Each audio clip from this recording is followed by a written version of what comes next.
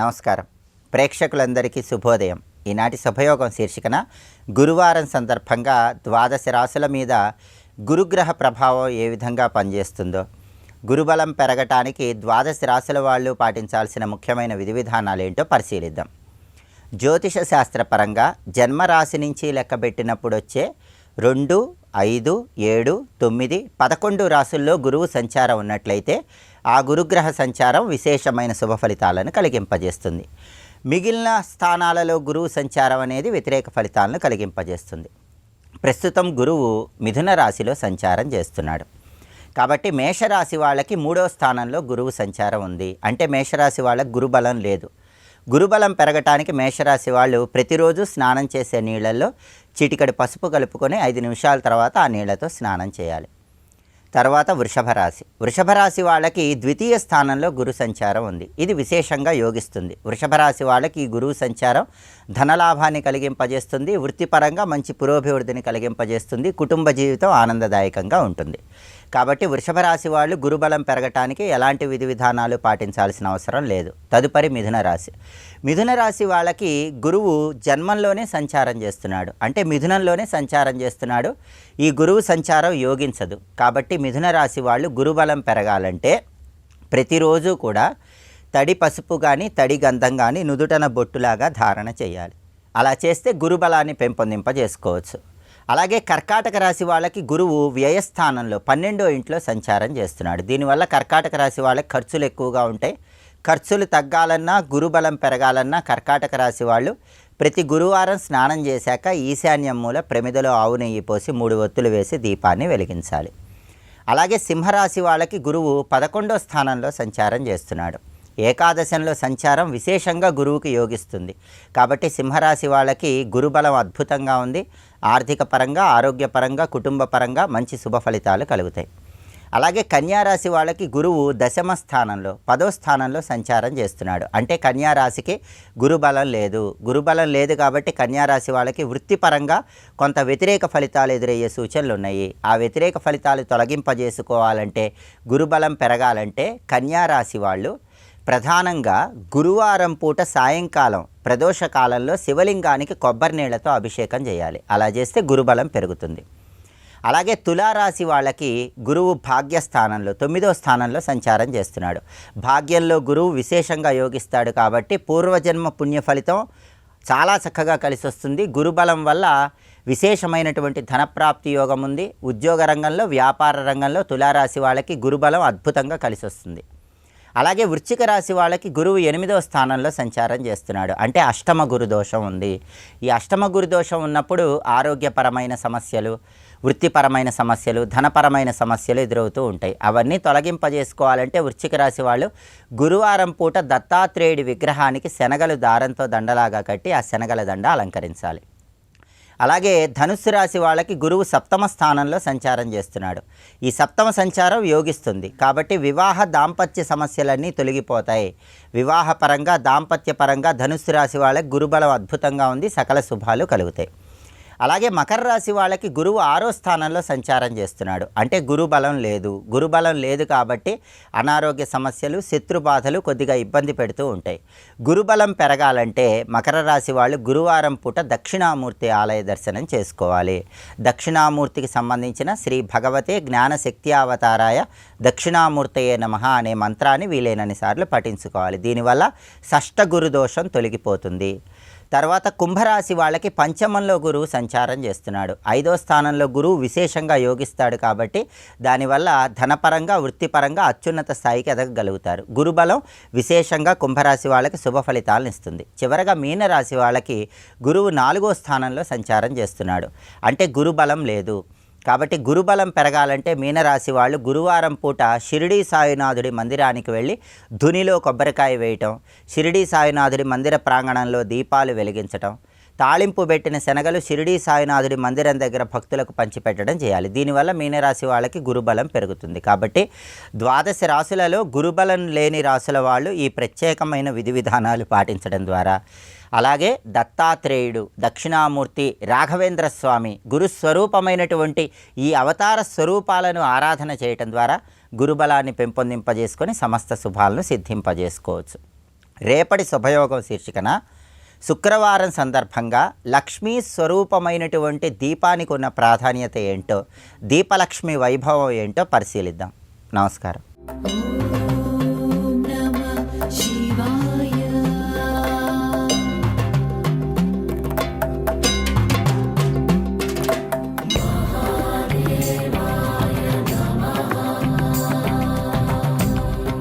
శృత్వా మహర్షిభి, ఈ విధంగా చెప్పగానే మహర్షులందరూ విని ఆ నిర్ణయాన్ని ఆమోదించి ఆనందంగా ఎక్కడి వారు అక్కడికి వెళ్ళిపోయారు. ఈ అన్నదమ్ములిద్దరూ ఇప్పుడు చర్చలో పడ్డారు. విన్నావా, కనుక నేను మాత్రం నా జన్మ చరితార్థం చేసుకోవడానికి కాశీకి వెళ్ళిపోతాను సుమా, అక్కడే ఉంటాను, నువ్వు రాకూడదు అని సోమశర్మతో అగ్నిశర్మ అన్నాడు. రేవాతీరే తపక్కుర్యాత్ అన్నారు కదా, అది వినలేదా? నేను అక్కడికి రాను, నాకు ఈ రేవా నదీ తీరం చాలు, నేను ఇక్కడే ఉంటానన్నాడు సోమశర్మ. సరే నువ్వుంటూ ఉండగా నా మార్కండేయుడు చెప్పిన మాట గట్టిగా పట్టేసింది. దీనిది కలి, నెమ్మదిగా సాధన చేసి తరిద్దామనే పెద్ద అవకాశాలు ఇప్పుడు లేవు. ఇక్కడ సాధనలు కూడా అంత బలంగా మనం చేయలేమని తెలుస్తున్నది. కాసింత సాధన బలమైన సాధనగా మారి శీఘ్రంగా పూర్ణంగా సిద్ధినివ్వాలంటే కాశీ మార్గము అని మార్కండేయ మహర్షి నాకు చెప్పేది నాకు అర్థమైంది. కనుక నేను కాశీకి వెళతానని ఆ చిన్న వయస్సులోనే వైరాగ్యవంతుడే వెళ్ళి కాశీని చేరుకుని స్వామిని ఆశ్రయించి అక్కడ ధన్యుడిగా ఉండిపోయాడు. ఆయన సోమశర్మ మాత్రం ఇక్కడ ఉన్నాడు. అగ్నిశర్మ సోమశర్మ వృత్తాంతం అనేది కాశీ రాష్ట్రం రమ్యమైన ఘట్టం. కలిదోషం అంటే ఏమిటో చెప్తే ఒక అద్భుతమైన మాట చెప్తున్నారు ఇందులో. దేహ ఏవ కలౌ ఆత్మ సుఖం దేహస్య లాలనం. దేహమే ఆత్మ అనుకోవడమే కలి అన్నాడు. ఒక్క వాక్యం ఆలోచిస్తే చాలు. ఆత్మ అంటే నేను అనే భావం పేరు ఆత్మ, అది దేహమే ఆత్మ అనుకునే భావం కలి అన్నాడు. అది ఏ యుగంలో ఉన్నా అది కలి లక్షణమే. అయితే కలియుగంలో ఆ లక్షణం ఎక్కువ ఉంటుంది అని దీని యొక్క భావం అనమాట. దేహ ఏవ కలౌ ఆత్మ, కలిలో దేహమే ఆత్మ అనుకుంటారు ప్రతివారు. అంటే దేహమే నేను, అందుకని దేహానికి అతీతమైన నేను ఒకడు ఉన్నాను అనే భావం ఉండదు. అది దేహమే నేను అనుకుంటాడు కనుక దేహాన్ని సుఖపెట్టడమే జీవితం అనుకుంటాడు. కానీ జీవితం అంటే ఏమిటయ్యా అంటే సుఖం దేహస్య లాలనం, దేహాన్ని లాలించడమే సుఖం. దేహమే ఆత్మ, దేహాన్ని లాలించడమే సుఖం. కానీ శరీరాన్ని సుఖపెట్టడమే జీవితం అనుకోవడమే కలియుగం. ఈ రెండు గుర్తుపెట్టుకుంటే చాలు. అంతేగాని దేహం మనకు ఉపాధి మాత్రమే, దేహానికి అతీతమైన వాడిని నేను. ఈ దేహంతో చేసినవన్నీ అనుభవించేది ఒక సూక్ష్మ శరీరం ఉంటుంది. ఆ సూక్ష్మ శరీరానికి కావాలి ఆత్మనే వస్తూ ఉంటుంది. దాని గురించి ఆలోచించకుండా బ్రతికే వాళ్ళని పశువులు అంటారు. ఆ పశుత్వం ఎక్కువ ఉన్న కాలం కలికాలం. అంటే అజ్ఞానం కరడు గడితే ఈ ప్రభావం ఉంటుంది. అది పైగా కలిలో మరొక ప్రభావం ఏంటంటే ధనాన్ని మించి మరొక గొప్ప వస్తువు కనబడదు. ధనాన్ని సంగ్రహించడమే జీవిత పరమార్థంగా ప్రతివారు భావిస్తారు. దానికోసం ఏదైనా చేయడానికి సిద్ధపడతారు. యథా కథంచిత్ ధనస్య సంగ్రహ కలౌ నృణాం పురుషార్థ పరోయం. కలిలో ధనమే పరమ పురుషార్థం. నిజానికి పురుషార్థము 4 అందరికీ తెలుసు. అందులో అర్థకామములు 2, 3.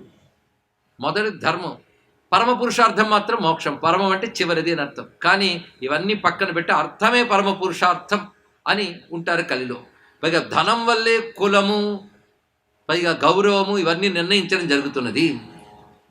కృత్వా బహూని పాపాని కాశ్యామేవ కలౌ యది మ్రియతే యాతనాంతేహి శుద్ధో మోక్షమవాప్నుయా. అయితే కలికి ఇలా ఉంటే కాశీకున్న ప్రత్యేకత ఏమిటంటే పాపములు చేసినప్పటికీ కాశీ వాసి తర్వాత భైరవయాతన తర్వాత ముక్తి పొందుతున్నాడు. అది ఇక్కడున్న ప్రత్యేకత. భైరవయాతన తప్పదు, కానీ భైరవయాతన దేనికి అంటే ముక్తికి అర్హత కల్పించడానికి భైరవయాతన. కనుక అన్ని చోట్ల పాపములున్నా కాశీలో ఉన్న వాళ్ళు కూడా పాపాలు చేసిన భైరవయాతన అంతే. భైరవయాతన యొక్క చివరిలో మోక్షమాప్నుయా. అంటే కలిలో కాశీ ప్రత్యేకత చెప్పడం కోసం వరుసగా ఒక్కొక్క అంశం చెప్తూ కలౌ అన్యత్ర పాపాన్ని కరోతి యది పాపకృత్ తాన్యేవ మానవం పాపే ప్రేరయంతి పునఃపునః. ఇక్కడ మనం పాపం చేసినట్లయితే భైరవయాత అనుభవించి ముక్తి పొందాలి. అది ఇతర చోట్ల పాపాలు చేసినట్లయితే చేసిన పాపం మళ్ళీ పాపాన్ని ప్రేరేపిస్తూ ఉంటుంది. ఇక్కడ అంటే పాపం మళ్ళీ వాసనగా మారి అది మళ్ళీ ప్రేరేపణ చేస్తుంటుంది, అది మిగిలిన చోట్లకి. అంటే కలి, కాశీ, మిగిలిన చోట్లు, ఈ 3 చర్చ ఇంత చక్కగా చేస్తున్నాడు ఇక్కడ. అలాగే తై ప్రేరిత విశంత్యంధతమః, కనుక పాపం చేస్తే మళ్ళీ అది పాపాన్ని ప్రేరేపిస్తుంది, ఫలితంగా అంధతమస్సు మొదలైన నరకాల్లోకి చేరతారు అంటూ వివరిస్తూ, కామక్రోధాదయో దుష్టాః సూక్ష్మఛిద్ర నిరీక్షికాః ప్రవిశంతిశ్చ సర్వేషు క్రియాసు మహతామపి. పైగా కామక్రోధాది లక్షణములు ఛిద్రమును కోరుకుంటుంటాయి. ఛిద్రము అంటే లోపలికి ప్రవేశించడానికి అవకాశం కోసం చూస్తూ ఉంటాయి. కలిలో అవకాశం బాగా లభిస్తున్నది. పైగా మహాత్ములు కూడా వీటి యొక్క బాధ తప్పచ్చు, మా కామక్రోధాలు వారిలో కూడా ప్రవేశిస్తాయి. అయితే అసలు ముక్తికి సాధనలు ఏమిటంటే సాధారణంగా తెలుసుకోవాల్సినవి, ఇది ప్రతివారు మోక్షం కావాలనుకునే వాళ్ళకి పనికొస్తాయి కనుక మోక్ష సాధనలు కొన్ని చెప్తున్నారు. ఈ సాధనలు జితేంద్రియత్వం, మొదటిది జితేంద్రియత్వం, రెండవది ధీరత్వం. ఈ రెండిటితో కూడినటువంటి అంతఃకరణ నిగ్రహ, ఇంద్రియాలను నిగ్రహించడం, ధీరంగా ఉండడం, అంతఃకరణాన్ని నిగ్రహించడం. మొదటి ఇంద్రియాలంటే బాహ్యేంద్రియాలు చెప్పారు.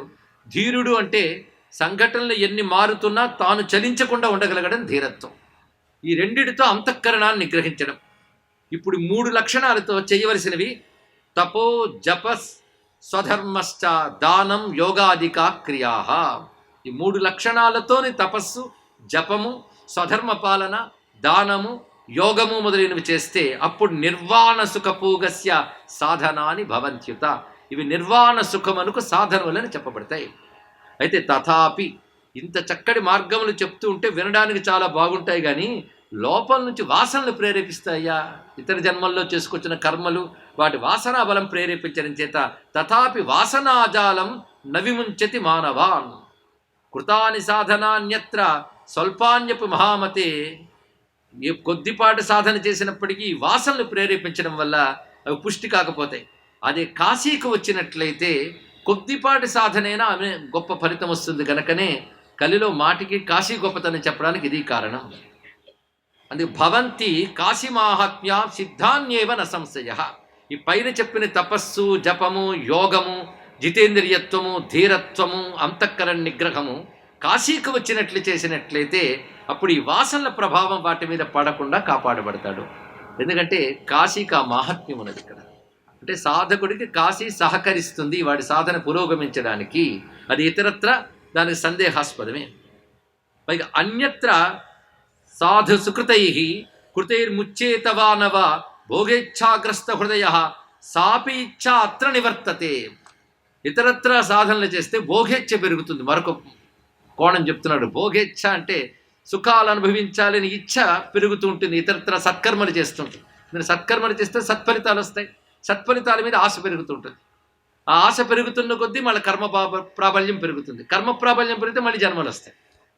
అదే కాశీలో ఏం జరుగుతుందంటే భోగేచ్ఛ కూడా క్రమక్రమంగా పోతూ ఉంటుంది. సత్కర్మలు ఆచరిస్తూ ఉంటే భోగేచ్ఛ అంటే సుఖాలు అనుభవించాలని ఇచ్ఛ కూడా క్రమంగా తగ్గుతూ ఉంటుంది.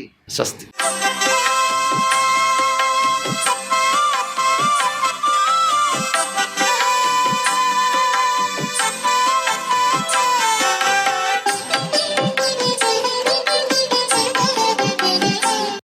ఓం నమో నారాయణాయ. ఓం నమశివాయ. శ్రీమాత్రే నమః. గురువు గనక సరిగా లేకపోతే మానవ జీవితంలో ఆ వ్యక్తి ఎప్పుడూ కూడాను చీకటి ప్రపంచంలోనే ఉండాల్సి వస్తుంది. అందుచేత గురుగ్రహము యొక్క ప్రభావంతో పాటు గురువు గారి యొక్క ఆశీస్సులు కూడాను ప్రతి వ్యక్తికి ఉండి తీరాలి. శ్రీ గురుభ్యో నమః అని చెప్పేసి మనం ప్రార్థించే మనం నిత్యం కూడా పూజాది కార్యక్రమాలు నిర్వహిస్తూ ఉంటాం. అయితే ప్రతి వ్యక్తి జీవితంలోనూ ఆ గురుగ్రహం బాగా లేనప్పుడు గురుతత్వంలో విరాజిల్లేటువంటి మనకి గొప్ప విశేషకరమైన ప్రభావాన్ని ఇచ్చేది దత్తక్షేత్రాలలో విశేషకరమైనటువంటి గానుగాపూర్.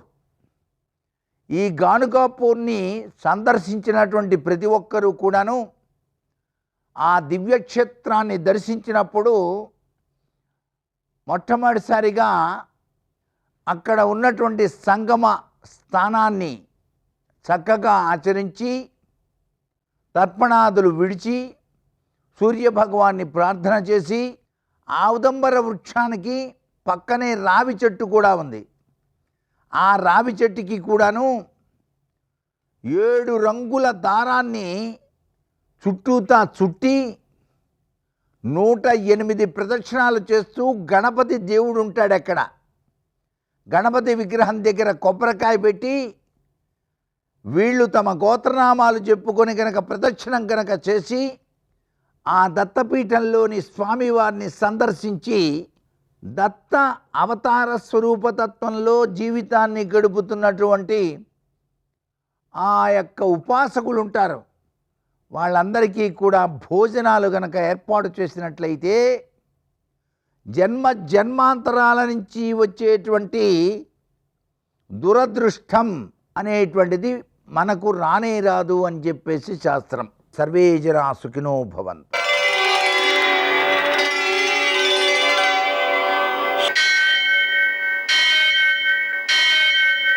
సహస్రశీరుషం దేవం విశ్వాక్షం విశ్వశంభువం విశ్వం నారాయణం దేవమక్షరం పరమం పదం విశ్వతః పరమాం నిత్యం విశ్వం నారాయణగుం హరిం విశ్వమేవేదం పురుషస్తద్విశ్వముపజీవతి పతిం విశ్వస్యాత్మేశ్వరం శాశ్వతం శివమచ్యుతం నారాయణం మహాజ్ఞేయం విశ్వాత్మానం పరాయణం. సూర్యశౌర్యమథేందురింద్ర పదవీ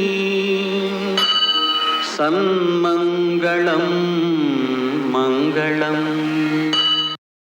నమస్తే భగవన్ దేవ దత్తాత్రేయ జగత్ప్రభో సర్వబాధా ప్రశమనం కురు శాంతిం ప్రయచ్ఛమే. నేటి కాలమాన విశేషాలను గమనిద్దాం. స్వస్తి శ్రీ చాంద్రమాన విశ్వావసునామ సంవత్సరం ఉత్తరాయణం గ్రీష్మ ఋతువు జ్యేష్ఠమాసం కృష్ణపక్షం గురువారం. సూర్యోదయం 5:46 సూర్యాస్తమయం 6:48. తిథి అష్టమి మధ్యాహ్నం 11:52 వరకు. నక్షత్రం ఉత్తరాభాద్ర రాత్రి 11:13 వరకు. వర్జం ఉదయం 9:29 నుంచి 11 గంటల వరకు. దుర్ముహూర్తం ఉదయం 10:07 నుంచి 10:59 వరకు.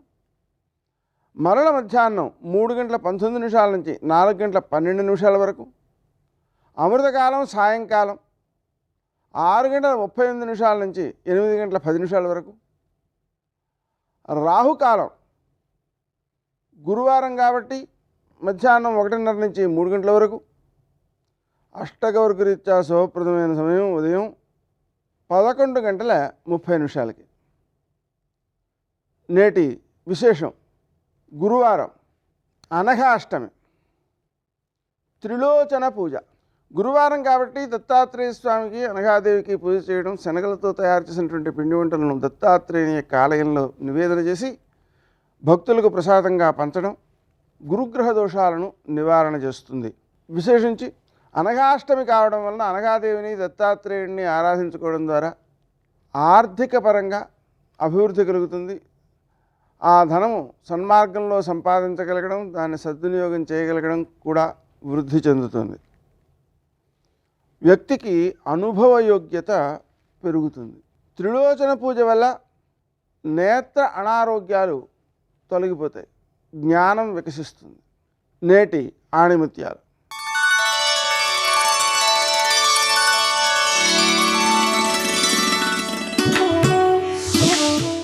ఆశయం లేని జీవితం, విశ్వాసం లేని మాటలు, పట్టుదల లేని పనులు ఎందుకు కొరగానివి.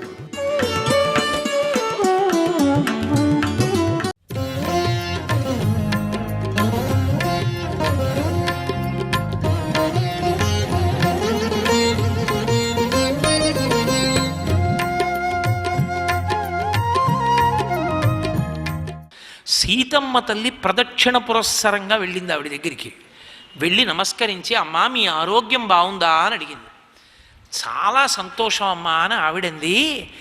అమ్మా లోకంలో చాలామందిని చూశానమ్మా, కానీ నిన్ను ప్రశంసిస్తున్నాను. నిన్ను అభినందిస్తున్నాను. ఎందుకో తెలుసా? ధర్మాన్ని పట్టుకున్న భాగ్యానికి. ఈ దేశ వైభవమంతా ధర్మమే. నేను మొదటి రోజు నుంచి మీతో చెప్తున్నాను ఆ మాట. ధర్మమే గొప్పది. ధర్మము కన్నా గొప్పది ఇంకొకటి లేదు. ధర్మో రక్షతి రక్షితః. అమ్మ, పతిని అనుగమించడం భార్య యొక్క ధర్మం. పతి శుశ్రూష భార్య యొక్క ధర్మం. పతిని సేవించడం భార్య యొక్క ధర్మం. ఆ ధర్మం కోసం అంతఃపురాన్ని వదిలేశావు, పుట్టినిల్లు వదిలేశావు, అత్తవారిల్లు వదిలేశావు, ఐశ్వర్యాలు వదిలేశావు, రాజ్యాలు వదిలేశావు. ఒక్క మాట భర్తను అనలేదు. భర్తకి శాంతి స్థానమై అనుగమించి వచ్చావు. నాకు చాలా సంతోషంగా ఉందమ్మా సీతమ్మ నిన్ను చూస్తే. నేను ఈ సందర్భంలో నీతో ఒక మాట అనవలసి ఉంటుంది. చాలామంది భర్తని ఐశ్వర్యం కోసం వదిలిపెట్టేస్తుంటారమ్మా. కానీ నాకు నచ్చరటువంటి స్త్రీలు. నువ్వు అలా విడిచిపెట్టలేదమ్మా, భర్తను అనుగమించావు. వాళ్ళు రకరకాలైనటువంటి భావ ప్రకోపాల్లో ఉండి ఏదో ఒక కారణానికి భర్తని నింద చేస్తూ ఉంటారు. భర్త ఈశ్వర స్వరూపమని తెలుసుకోలేరు అంటూ ఆవిడ ఒక్కసారి ఆగి అంది, సీత, నేను చాలా ఆలోచించాను, ఎంతో సాహిత్యం చదివాను. నాతో విశిష్టం పశ్యామి బాంధవం విమృశంత్యహం. అసలు సర్వత్ర యోగ్యం వైదేహి తపకృత విహావ్యయం అంది. నేను ఎంత ఆలోచించినా నాకు తెలిసిన్నది ఒక్కటే సీత. ఏమిటో తెలుసా? నాతో విశిష్టం పశ్యామి బాంధవం విమృశంత్యహం. ఈ లోకంలో అసలు స్త్రీకి భర్తతో సమానమైనటువంటి బంధువన్నవాడు లేడు. ఆయనే అన్ని విధములా అధికుడు. ఆమె జీవితానికి అన్ని విధాల ఆలంబనమాయనే. స్త్రీ తనంత తానుగా ఎంత గొప్పదైనా ఆమె శాంతి గౌరవము భర్త వలన మాత్రమే ఉంటాయి. ఎంత విద్యాధికురాలైనా, ఎంత ఉద్యోగం చేస్తున్నా, ఎంత గొప్పదైనా భర్తని విడిచిపెట్టినా, భర్తకి దూరంగా ఉన్నా ఆమెకి గౌరవము ఉండదు. సీత అసలు భర్తని మించిన దైవం లోకంలో లేడు. నాతో విశిష్టం పశ్యామి బాంధవం విమృశంత్యహం సర్వత్ర యోగ్యం వైదేహి తపకృత విహావ్యయం. ఎంతో కాలం నుంచి చేసిన కొన్ని వేల సంవత్సరముల తపస్సు యొక్క ఫలితం ఎక్కడుంటుంది? తనతోనే ఉంటుంది. నీ చేసిన తపస్సు ఎక్కడుంటుంది? నాలోనే ఉంటుంది, నా నోటి మాటగా ఉంటుంది. నేను చేసిన తపస్సు నన్ను సర్వదా కాపాడుతూ ఉంటుంది. చేసిన తపస్సు తనలోనే ఉన్నట్టు ఒక ఆడదాని కొన్ని కోట్ల సంవత్సరముల తపస్సే ఆమె కంటి ముందు కనపడుతున్న భర్త. తన తపస్ ఫలితానికి తాను దూరం అయిపోవడం ఎటువంటిదో తన భర్తకి దూరంగా ఉండడం అటువంటిది. కానీ సీత, నువ్వు రాముణ్ణి అనుగమించావు, రాముడితో కలిసి ఉంటున్నావు. చాలా గొప్పగా ఉందమ్మా. నాకెంతో సంతోషంగా ఉంది. ఈ సందర్భంలో ఒకటి చెప్తాను. భర్తలందరూ మంచివాళ్ళు అవ్వాలని లోకంలో లేదు. అయినా భర్త యందు దైవాన్ని చూచి అనుగమించినటువంటి పతివ్రత ఉన్నదే, ఆమె మాత్రం ఈశ్వరుణ్ణే పొందుతుంది. భర్త చెడ్డవాడు కావచ్చు, భర్త నరకానికి పోవచ్చు, భార్య పరమేశ్వరుని యందు ఐక్యమవుతుంది. కారణం ఆమె పాతివ్రత్యమేనమ్మా, ఎవరి కర్తవ్యత నిష్ట వాళ్ళది అని. రాముడితో ఎలా రాగలిగావు అంతమందిని విడిచిపెట్టి? నీ మనసుకి ఎప్పుడూ కష్టం కలగలేదా అని అడిగింది. ఎవరు అడిగింది? అనసూయ.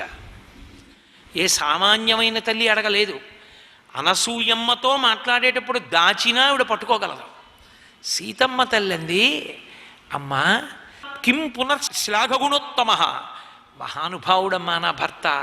సానుక్రోశో జితేంద్రియ స్థిరానురాగో ధర్మాత్మ మాతృవత్ పితృవత్ ప్రియ. ఇది ఒక భార్య దగ్గర భర్త పొందవలసినటువంటి స్థితి. ఆవిడంది, కిం పునర్యో గుణశ్లాఘ్య. నా భర్త గుణములను ఎన్ని మాటలు పొగిడినా సరిపోదమ్మా. అసలు గుణం కనపడాలి కానీ భర్తలో ప్రేమ ఉండాలి కానీ గుణములు తప్పేం కనపడతాయి? నా భర్త గుణములు ఎన్నమ్మా, ఎంత పొగిడినా చాలవమ్మా. అంతటి మహానుభావుడు నా భర్త. సర్వం శ్రీ ఉమామహేశ్వర పరబ్రహ్మార్పణమస్తు. స్వస్తి.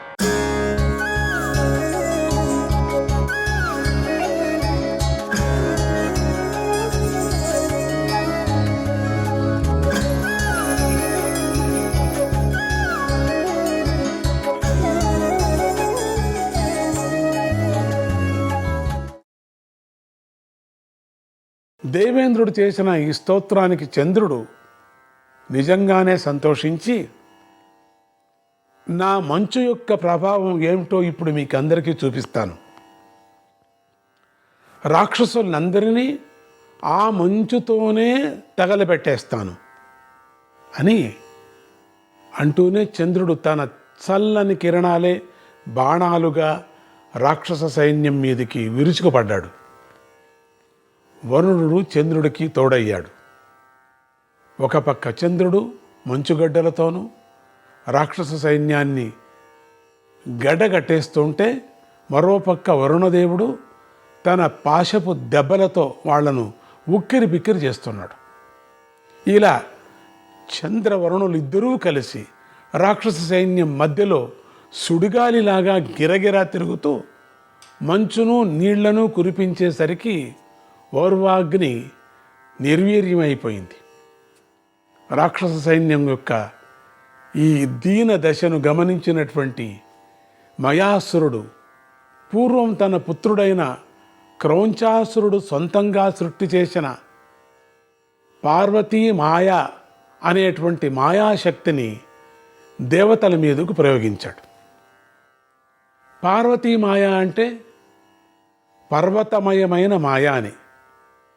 ఈ మాయను ప్రయోగిస్తే అది శత్రు సైన్యాల మీద కొండల వంటి రాళ్లను కురిపిస్తుంది. రాళ్ళంటే వట్టి రాళ్ళు కాదు, సింహాలు, పులులు మొదలైన క్రూర జంతువులతో కూడినటువంటి గుహలతో సహా పర్వత శిఖరాలనే శత్రు సైన్యం మీదికి ఈ మాయ విసురుతుంది. ఈ పార్వతీ మాయ విజృంభించేసరికి చంద్రవరుణుల ప్రభావం తగ్గిపోయింది. దేవతా సైన్యం మీదికి పర్వత శిఖరాలు, పెద్ద పెద్ద చెట్లు, సింహాలు, పులులు మొదలైనవన్నీ కూడా వచ్చి పడి వాటి కింద నలిగి చచ్చిపోయే వాళ్ళు పోగా మిగిలిన వాళ్లకు పారిపోయేందుకు దారి కూడా దొరకటం లేదు. అంత విచిత్రమైనటువంటి యుద్ధం. ఈ మాయాదాటికి దేవత సైన్యంలో ఒంటి నిండా గాయాలు లేనివాళ్ళు, చేతుల్లోంచి ధనస్సులు జారిపోని వాళ్ళు ఎవరూ కనిపించలేదు. ఇంత ఘోరం జరుగుతున్నా కొంచెం పక్కగా నుంచున్న విష్ణుమూర్తి మాత్రము ఏమాత్రమూ చలించుకోకుండా చిరునవ్వులు చిందిస్తూ అగ్నిదేవుణ్ణి, వాయుదేవుణ్ణి పిలిచి మీరు విజృంభించండి అని ఆజ్ఞాపించాడు. ఇన్ని పర్వతాలు వచ్చి పడ్డా అగ్నిదేవుడికి, వాయుదేవుడికి దారి లేకపోవటం అంటూ ఉండదు కదా. వాళ్ళిద్దరూ కలిసి విజృంభించి మున్ముందుగా దేవసేన మీద పడుతున్నటువంటి వృక్షాలను, క్రూర మృగాలను దహించి తర్వాత పర్వత శిఖరాలను కూడా బద్దలు చేసి ఆ పైన రాక్షస వీరుల మీద కూడా విరుచుకుపడ్డారు. ఆ దాటికి చాలామంది రాక్షసులు బూడిదైపోయారు. పార్వతీ మాయ నిర్వీర్యమై పక్కకు తప్పుకుంది. ఆ పరిస్థితిని గమనించిన దేవతలు తేరుకొని బలం పుంజుకొని జయజ ధ్వనాలతో విష్ణుమూర్తిని స్తోత్రాలు చేశారు. దానవసేన మధ్యలో నుంచి కాలనేమి అనే రాక్షసుడు మహా అట్టహాసమైన ఘోరాకారంతో ముందుకొచ్చాడు. ఈ కాలనేమి హిరణ్యకశిపుడి పుత్రులలో ఒకడు. తన తండ్రి మరణించిన తర్వాత ఘోర తపస్సు చేసి అనేక శక్తులు సంపాదించినవాడు. ఈ కాలనేమి సంకల్పిస్తే అతనికి 100 చేతులు 100 తలలు మొలుచుకొని వస్తాయి. ఆ చేతుల్లోకి రకరకాల ఆయుధాలు పుట్టుకొస్తాయి. ఇటువంటి విశేష శక్తుల గల కాలనేమి తన 100 శిరస్సుల మీద బంగారు కిరీటాలు ధరించి మహాబలిష్టమైన రథం ఎక్కి రాక్షస సేనకు ఉద్రేకం కలిగించే ప్రోత్సాహ కార్యాలు పలుకుతూ దేవసేన మీద యుద్ధానికి దూకాడు. కాలనేమి తన రూపాన్ని పెంచేసుకొని దేవతల మీదకు దూకుతుంటే 2వ త్రివిక్రమ అవతారంలాగా కనిపించాడు. కాలనేమి స్వయంగా యుద్ధంలోకి దిగాడనేసరికి ఇంద్రుడితో సహా దేవతలంతా గడగడా వణికిపోయారు. రాక్షస సైన్యంలోని మయాసురాదులు మాత్రం సంతోషంతో పొంగిపోతూ కాలనేమిని కౌగలించుకొని అతనికి స్వాగత వాక్యాలు పలుకుతూ అతని వెంట నడిచారు. అలా కాలనేమి అనుసరించిన వారిలో మయాసురుడు, తారాసురుడు, వరహాసురుడు, హైగ్రీవాసురుడు, శ్వేతాసురుడు, ఖరాసురుడు, లంబాసురుడు మొదలైనవారు వందల కొద్దీ ఉన్నారు. వీరంతా కాలనేమి నాయకత్వంలో వివిధమైన ఘోరమైనటువంటి అస్త్రాలను తీసుకొని దేవతల మీదకు విజృంభించారు. ఇటు దేవతా సైన్యం కూడా ధైర్యం పుంజుకొని ఎదురు దాటికి దిగింది.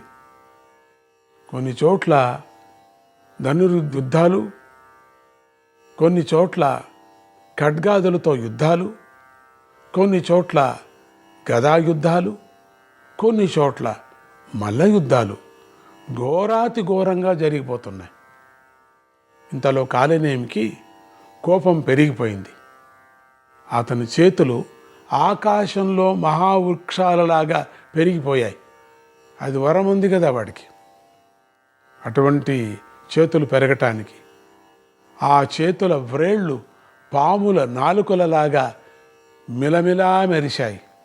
అలాంటి రూపంతో ఆ వీరుడు విజృంభించి వివిధ ఆయుధాలతోనూ అస్త్రాలతోనూ దేవతల మీదికి విరుచుకుపడి అనేక మంది యక్ష గంధర్వ కిన్నరాదులను సంహరించి చివరికి తన మాయాబలంతో దేవేంద్రుణ్ణే స్తంభింపజేసి పారవేశాడు. అటువంటి దివ్యమైనటువంటి అద్భుతమైనటువంటి శక్తి. అక్కడితో ఆగలేదు. అష్టదిక్పాలకులకు అదే గతి పట్టించాడు. అగ్నిదేవుణ్ణి మింగేశాడు. తన శరీరాన్ని ఇంకా పెంచుకొని బ్రహ్మలోకం దాకా పెరిగి అక్కడి సింహాసనం నుంచి బ్రహ్మదేవుణ్ణి పక్కకు తోసి ఆ సింహాసనంలో తానే కూర్చున్నాడు. ఈ విజయంతో కాలనేమి ఉత్సాహం మరింత పెరిగింది. అతనికి విష్ణులోకాన్ని కూడా ఆక్రమించుకోవాలని ఆశ పెచ్చు పెరిగింది. దాంతో యుద్ధరంగానికి ఒక పక్కన దూరంగా గరుడ వాహనం మీద ఉండి ప్రశాంతంగా యుద్ధాన్ని పరిశీలిస్తున్న విష్ణుదేవుడి మీద అతని దృష్టి పడింది. విష్ణులోకాన్ని కూడా తీసుకోవాలనిపించింది వాడికి. అందుకని పక్కలో ఉండినటువంటి విష్ణువు మీద పడింది కన్ను. విష్ణువును చూసేసరికి వాడి గుండె మరింత మండిపోయి ఉచ్చైస్వరంతో ఇలా అన్నాడు, ఓ దానవ వీరులారా, మన నిజమైన శత్రువు ఇక్కడున్నాడు. మనం ఎక్కడెక్కడో వెతుకుతుంటే ఇక్కడే ఉన్నాడు. మన రాక్షస వంశాలకి మూల పురుషులైన మధుకైటపులను సంహరించిన ద్రోహి ఇతడే. దేవతలకు నిజమైన అండ ఇతడే. మా తండ్రి హిరణ్యకశిపుణ్ణి ఘోరంగా చంపింది ఇతనే. మన రాక్షస వంశాల్లో వంశాలకు వంశాలనే నిర్మూలన చేసింది ఇతనే. నా అదృష్టం బాగుంది, ఈ దుష్టుడు నా కంటపడ్డాడు. ఇక ఇప్పుడు నా బాణాల దెబ్బలకు మెలికలు తిరిగి మేలుకొని నా కాళ్ళు పట్టుకుంటాడు చూడండి అన్నాడు. కాలనేమి ఈ విధంగా అనేక రకాలుగా పేలుతూ మహావిష్ణువు మీదికి సూటిగా ఆయుధాలను విసరసాగాడు. విష్ణుమూర్తి మాత్రము చిరునవ్వు చెదరకుండా ఇలా అన్నాడు, రాక్షస వీర, హద్దు దాటి మాట్లాడుతున్నావు.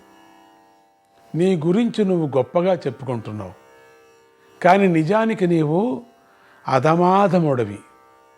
యుద్ధంలో లేని బ్రహ్మదేవుడి మీదికి నువ్వు విరుచుకుపడ్డావు. ఎక్కడో ఉండిన బ్రహ్మదేవుడి మీద పడ్డావు. ఆ బ్రహ్మదేవుడు ఏర్పరిచిన యుద్ధ ధర్మాలను పూర్తిగా అతిక్రమించావు. అంతటితో నువ్వు ఓడిపోయినట్లు లెక్క. నువ్వు నశించటానికి ఈ పాపం చాలయ్యా. ఇక త్వరలోనే నువ్వు మీ నాన్న దారినే పోతావు. దేవతలందరినీ మళ్ళీ వారి వారి స్థానాలతో నిలబెడతాను, చూస్తూ ఉండు అని అన్నాడు. శ్రీహరి ఇలా అంటూ ఉండగానే కాలనేమి వెనకాల ఉన్న రాక్షస వీరుల పెట్టరేగిపోయి విష్ణుమూర్తి మీదికి తమ ఆయుధాలను బలంగా విసిరారు. కానీ అవన్నీ కొండ మీదికి విసిరిన గులకరాళ్ళులాగా జారి కింద పడ్డాయి. ఇంతలో కాలనేమి రాక్షసుడు తన గద పైకెత్తి గరుక్మంతుడి మీద గట్టిగా కొట్టాడు. దేవేంద్రుడి వజ్రాయుధపు దెబ్బనే లెక్క చేయని గరుక్మంతుడు ఈ దెబ్బకి మాత్రం క్రిందికి వాలబోయి ఎలాగో అలా తనను తానును సంభాళించుకొని నిలదొక్కున్నాడు. అంత పెద్ద దెబ్బ కొట్టాడు. ఇంద్రాయుధంతోనే కొట్టించుకున్నాడు. ఆయన ఎందుకో ఇక్కడ కొట్టిన తర్వాత కొంచెం వాలాడు. అంత దెబ్బ కొట్టాడు కాలనేమి. గరుక్మంతుడి కథ అట్లయింది. కాలనేమి ఉగ్రతను చూసి విష్ణుదేవుడే ఒకంత ఆశ్చర్యపోయి ఇక ఊరుకుంటే లాభం లేదని చక్రాయుధాన్ని చేతిలోకి తీసుకున్నాడు. ఆయన కళ్ళు కోపంతో ఎర్రబడ్డాయి. ఎదుటివాడు ఊహించలేనంతటి వేగంతో విష్ణుమూర్తి యొక్క రూపం పెరిగిపోయింది. ఆయన కిరీటం సూర్యమండలంలాగా ప్రకాశించింది. రాక్షసులు ఆ అద్భుత కాంతికి నివ్వెరపోయి తేరుకొనే లోపలే శ్రీహరి చేతిలోని సుదర్శన చక్రం విజృంభించి కాలనేమి యొక్క 100 చేతులను త్రుటిలో నరికివేసింది. రాక్షసులకు మతిపోయినంత పనైంది. కానీ సుదర్శన చక్రం ఆగలేదు. అదే వేగంతో ఆ చక్రము కాలనేమి రాక్షసుడి యొక్క 100 తలలను కూడా నరికివేసింది.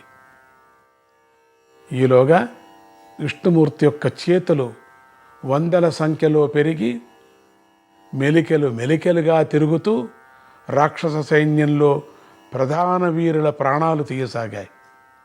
ఆ చేతిలో కొందరి రాక్షసులు కంఠాలను నిలిమివేశాయి. కొందరి జుట్టు పట్టుకొని నేలకు వేసి కొట్టాయి. కొందరి నోళ్లలో కత్తులను దింపాయి. కొందరి నడుములను విరిచేశాయి. అటుపక్క కాళ్ళు చేతులు తెగినటువంటి కాలనేమి రాక్షసుడి మొండెము నేల మీదికి ఒరిగిపోకుండా అలాగే నిలబడి ఉంది. అది గమనించిన గరుక్మంతుడు వాయువేగాన్ని మించిన వేగంతో ముందుకు దూకి తన కాళ్లతోనూ ఛాతితోనూ గట్టిగా తన్నాడు. ఆ దాటికి ఆ మొండెం మాంసం ముద్దగా మారి నేల మీద కూలింది. చూసారా? ఈ విధంగా శ్రీహరి స్వయంగా యుద్ధరంగంలోకి ప్రవేశించేసరికి ఆ తారకామయ మహాసంగ్రామము కొద్ది నిమిషాల్లోనే ముగింపుకు వచ్చేసింది. ఇంతవరకు మనము తారకామయ సంగ్రామం చెప్పుకుంటున్నాం కదా, ఇంకేం ముగింపుకు వచ్చేస్తుంది. శ్రీ మహావిష్ణువు రాక్షసులందరినీ నుగ్గు చేసి ఇక సంహరించటానికి శత్రువనేవాడే మిగలక చిరునవ్వు నవ్వుతూ ప్రశాంతంగా నిలబడ్డాడు. దేవతలు తమ కళ్ళను తామే నమ్మలేకపోతున్నారు. ఇదొక మాయలాగా అయిపోయింది. ఇన్ని రోజులు మనం కష్టపడింది ఏమిటి? ఈ అనుక్షణంలో జరిగిపోయింది ఏమిటి? పరమాత్ముడు యొక్క లీల. కానీ బ్రహ్మదేవుడు మాత్రము మెరుపులాగా అక్కడ ప్రత్యక్షమై బ్రహ్మ ఋషులతో కలిసి శ్రీ మహావిష్ణువును అనేక రకాలుగా స్తోత్రం చేసి చివరికి ఇలా అన్నాడు: దేవా, శ్రీహరి, అసాధ్యమైన కార్యాన్ని సుసాధ్యం చేశావు. మీరు సంహరించిన ఈ కాలనేమి సామాన్యుడు కాడు. ముల్లోకాలను వీడిని సంహరించగలిగింది మీరొక్కరే, ఎవ్వరూ లేరు. వీడు పొందని వరాలు లేవు. వీడు చేయని పాడు పని లేదు. వీడి చేత పీడింపబడని ప్రాణి లేదు. ఇలాంటి ఈ నీచుణ్ణి మీరు స్వయంగా సంహరించినందుకు నేనెంతో సంతోషిస్తున్నాను. బ్రహ్మలోకంలో బ్రహ్మర్షులంతా సభ తీరి మిమ్మల్ని కృతజ్ఞతాపూర్వకంగా సత్కరించాలని ఎదురు చూస్తున్నారు. మీరు శత్రువులందరినీ కూడా సమూలంగా ఇక పూర్తిగా ఎవరూ లేరు, ఇక ఈ త్రైలోక్య రాజ్యాన్ని మహాత్ముడైన ఈ దేవేంద్రుడికి అప్పగించండి అని అన్నాడు బ్రహ్మదేవుడు. ఆ మాటలు విన్న శ్రీ మహావిష్ణువు మేఘ గంభీరమైన ఉచ్చస్వరముతో ఇలా అన్నాడు: దేవత శ్రేష్ఠులారా, మహర్షులారా, బ్రహ్మదేవ అందరూ సావధానంగా వినండి. చాలామంది రాక్షస వీరులు నాశమైపోయారు. ముఖ్యంగా దుర్జయుడైన కాలనేమి కూలిపోయాడు. అయినా శత్రువర్గము నిశ్శేషం కాలేదు. విరోచనుడి పుత్రుడైన బలిచక్రవర్తి, నవగ్రహాలలో ఒకడైన రాహువు యుద్ధం నుంచి తప్పించుకొని బయటపడ్డారు. ఇది గుర్తించుకొని దేవతలు తమ తమ పదవులను మళ్ళీ పొందుదురుగాక, ఎవరి దిక్కులను వారు పరిపాలించుదురుగాక. ఇక రాక్షస బాధ లేదు గనుక భూలోకంలో వేదోక్త సత్కర్మలన్నీ యథాప్రకారంగా కొనసాగుతాయి. దేవతలకు యజ్ఞభాగాలు, పితృదేవతలకు శ్రాద్ధభాగాలు, మహర్షులకు వేదాధ్యాయనాలు సంతృప్తిగా లభించుగాక. మీకందరికీ శుభమగుగాక. నేను ఇక బ్రహ్మలోకానికి బయలుదేరుతాను. కానీ ఒక హెచ్చరిక మాత్రం గుర్తుంచుకోండి: అతి విశ్వాసంతో ప్రవర్తించకండి. మనం అంటూ ఉంటామే ఓవర్ కాన్ఫిడెన్స్ అని. అది యుద్ధాల విషయంలో శత్రువులను ఎక్కువ నమ్మరాదు. క్షుద్రంగా ప్రవర్తించే రాక్షసులను అసలే నమ్మరాదు. వాళ్ళు సందు చూసుకొని దెబ్బతీస్తారు. జాగ్రత్తగా ఉండండి. దేవతలారా, మీరు సహజ సిద్ధంగానే ముక్కుసూటిగా ఆలోచిస్తారు. కానీ రాక్షసులు అలా కాదు. వారు కుటిలంగా ఆలోచిస్తారు, క్రూరంగా దెబ్బతీస్తారు. ఈ విషయం మర్చిపోకండి. అయినా మీకు భయం లేదు. పరిస్థితి చేయి జారిపోయే సన్నివేశం వస్తే నేను మీకు అండగా నిలబడతాను, మీకు జయము కలిగిస్తాను అని అన్నాడు విష్ణుమూర్తి. దేవతలను ఉద్దేశించి ఈ విధంగా అనుగ్రహ భాషణం చేసినటువంటి శ్రీ మహావిష్ణువు బ్రహ్మదేవుడితో కలిసి బ్రహ్మలోకానికి బయలుదేరాడు. ఆ బ్రహ్మలోక మార్గం అతి సూక్ష్మమైనది. దానిలో దేవతలు కూడా ప్రయాణం చేయటం కష్టం. అలాంటి మార్గంలో బ్రహ్మ విష్ణువులు ఇద్దరూ కలిసి ముందుకు సాగి త్వరలోనే బ్రహ్మలోకం చేరుకున్నారు. వీరు అక్కడికి వెళ్ళేసరికి బ్రహ్మర్షులు అనేక మంది స్వాగతం చెప్పడానికి వచ్చారు. వారందరికీ శ్రీహరి స్వయంగా నమస్కారం చేశాడు. అది చూసి దేవతలు, ఋషులు అందరూ ఆశ్చర్యపోయారు. ఆ తర్వాత శ్రీహరి తన ప్రాతకాల అనుష్ఠాలను పూర్తి చేసుకొని కొందరు మహర్షులు చేస్తున్నటువంటి యజ్ఞాన్ని చూడటానికి అక్కడికి వచ్చాడు. ఆయన అక్కడికి వచ్చేసరికి ఆ యజ్ఞసభలో మరొక విష్ణుమూర్తి కనిపించాడు. ఆ నారాయణ రూపము ఆ యజ్ఞంలోని యజ్ఞ భాగాన్ని స్వీకరించడానికి వచ్చింది. శ్రీహరి తన రెండవ రూపాన్ని తానే చూసుకుంటూ నవ్వుకుంటూ ముందుకు సాగాడు. ఆ తరువాత శ్రీహరి యజ్ఞసభలో కూర్చున్నటువంటి మహాత్ములందరికీ ప్రత్యేకంగా ఒకరికి కూడా నమస్కారాలు చేసుకుంటూ ఆ యజ్ఞసభకు ప్రదక్షిణం చేశాడు. నారాయణ నారాయణ, హరే కృష్ణ.